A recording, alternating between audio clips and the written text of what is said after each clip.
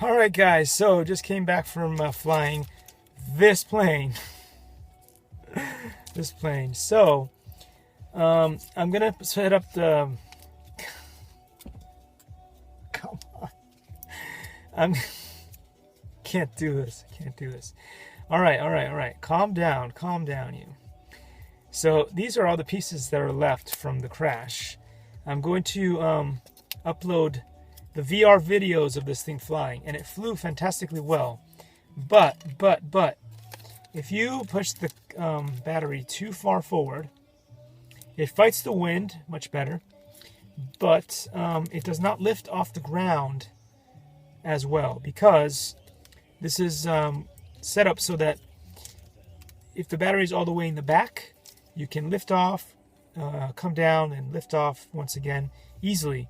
But with the battery in the middle, that's not possible. Likey